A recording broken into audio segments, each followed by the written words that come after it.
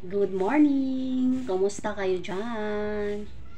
Ano na ngayon? Anong oras na, be? Tingnan natin kung anong oras na. This time is 7:27. Kagabi mga maring is umulan ng no? Walang tigil sa pag-ulan dito sa Jensen. Pero ngayon mga maring, okay na naman ang ating panahon. Dami akong labahan mga maring. Yan, meron pa doon aking mga labahan. Ang tubig kasi namin dito mga maring, lulubog lilitaw. I mean, minsan may siya ba, may agas usahay wala. So ingaani ang tubig diri sa amoang area. Dito lang na area mga maring ang ganito na tubig. Sa ibang area doon sa mama ko, walang ganyan mga maring. Always ang tubig, always may tubig. Dito sa amin, paputol-putol yung tubig, kaya minsan pag once may tubig na malakas, grabe yung ko mga maring, laba ko, walang tigil sa paglaba. Mili ako kanina mga maring ng itlog, bali ito lang ang uulamin namin. Yan, itong ulamin namin. Mamaya magluluto ako ng itlog, bali sunny side up yung dalawa, tapos yung dalawa na naman is sunny side up siya, pero yung sa ibabaw na may yellow, lulutuin ko pa rin, ibabaliktad-baliktad kasi yun ang gusto ng partner ko at saka yung panganay ko. Ako naman at saka yung bunso ko, ang gusto namin is yung sunny side up talaga na pagkaluto. So ngayon, maghihintay muna tayo ng mga ilang minutes na maluto yung ating kanin. Kasi after nyan maluto, saka na ako luto nitong itlog. Kasi hindi pwede na lulutuin ko una itong itlog kasi lalamig na. No, lalamig na mamaya. Gusto ko saka lang ako magluluto ng itlog pag maluto na yung kanin. Kasi pag maluto na yung kanin, syempre, saka ako magluluto niyan, then kakain na kaagad kami. So today pala mga maring is Sunday. Hindi tayo nakapagsimba, baka mamaya dadaan tayo sa simbahan. Pero hindi na mag-a-attend ng mass. Lang ako doon. Lang ako ng kandila. And then mag-pray. Hindi na ako magdidilig ng halaman kasi nakapagdilig na ang ulan. Nakatipid tayo ng tubig ngayon kasi nga umulan kagabi. Usually talaga tuwing gabi lang talaga yung malakas na ulan. But nung mga nakaraang weeks is grabe talaga yung ulan mga maring, mula umaga hanggang hapon yung ulan. Kaya na-suspend yung mga klase. Matatagal na tayo hindi nakapag-chika. So kumusta kayong mga maring? Kasi ang life ngayon masyadong mahal ang mga bilihin ba. Alam niyo ba mga maring, nung mga nakaraang araw, pumunta ako sa palengke, sabi ko, hindi mo na ako bibili ng isda kasi nga ang isda dito mga maring, yung hindi masyadong presko, nasa 250. Tapos yung presko naman is umaabot siya ng 300 plus ang kilo.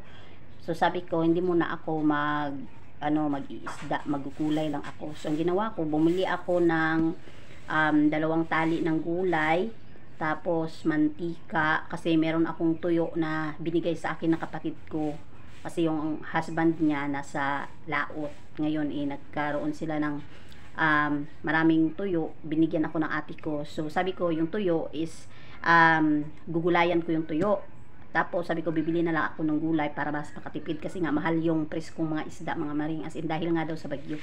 So nung bumili ako mga maring, alam nyo ba, lang yung binili ko mga maring, 2 tali ng gulay, and then Bombay or sibuyas Bombay ba, sa Bisaya Bombay, kasi meron naman akong dyan, kamatis, meron na din akong bawang, so yun lang binili ko, Bombay. Bumili din ako ng luya, tapos mantika 1/4. Alam mo ba magkano yung nabayaran ko? 67. O di ba, alam niyo kung ikukumpara ko noong araw, hindi naman talaga noong araw, yung mga nakaraang taon lang talaga mga maring, yung 67 mo mga maring, marami ng gulay ang mabibili mo. Kung ikukumpara ko dati, yung 2 gulay mga maring, 2 tali ng gulay is 10 pesos lang yan. Kasi dati ang bawat tali kasi ng gulay dito na kamuti tops or talbos ng kamuti is lang yan siya mga maring, 5 pesos lang. Pero ngayon mga maring, bawat tali is na 10 pesos. Tapos yung Bombay noong araw, yung tamang-tama lang yung bilog, yung mga ganyan lang, is nasa lang yan mga 2 pesos or 3 pesos, no? Pero ngayon mga maring, yung ganyan kaliit, nasa 10 to 12 pesos na. Tapos yung luya mga maring, grabing mahal. Yung ganito lang kaliit na luya mga maring, aabot na yan ng mga 10 or higit pa sa 10.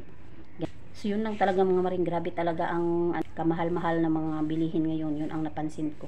Kaya talagang, yan talaga ang nag-udyok sa akin mga maring na magtanim talaga ako ng bawang, bombay at saka sibuyas dahon kasi naisip ko meron namang lupa no na pwedeng pagtamnan, pwede naman tayo magtanim sa mga paso. So sabi ko sa sarili ko na why not, kahit maghintay ako ng ilang months, 6 months ba yan, 9 months bago maka harvest, basta ang importante mga maring is meron tayong ano yan, hihintayin na ma-harvest no, kasi yung isang bawang maring nag-clubs ben tawag dyan, na clubs, anong mga maring baka ng pag itanim mo siya, pag kalipas ng mga 6 months yata or 7 months, madami na ang maaani mo niyan, madaming ano na, clubs na ang maaani mo. So kaya ayun mga maring, bumili ako ng isang buong bawang, tapos lahat sila, pinili ko yung mga malalaki mga maring, tapos tinanim ko.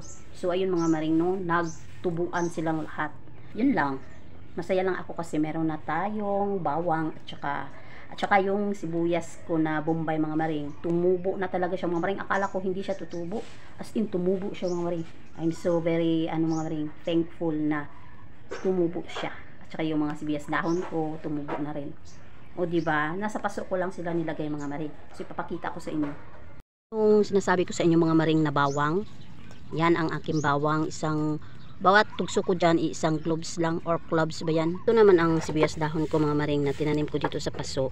Ito siya mga maring, ito yung binili ko sa market. Ito mga maring is ano talaga ito, bumili ako ng seedlings ng sibuyas. Ito na yung kinalabasan ng seeds, tumubo na siya. Mas matagal tumubo yung seeds mga maring kaysa yung bibili ka ng ganito yung malalaki na tapos puputulin mo lang. Ay, ayun pa yung tapos ito yung aking sinabi sa inyo na bombay. Ito yung bombay o sibuyas or onion sa ano English, baka hindi nyo alam ano yung bombay, onion mga maring. Yan, parehas lang siya ng, ang dahon niya parehas lang ng sibuyas dahon. So yun lang mga maring for today's video. Maraming salamat sa inyong panood. Mga hindi pa nakasubscribe sa aking channel, please don't forget to subscribe mga maring, and then pakishare na rin po ng video. Salamat!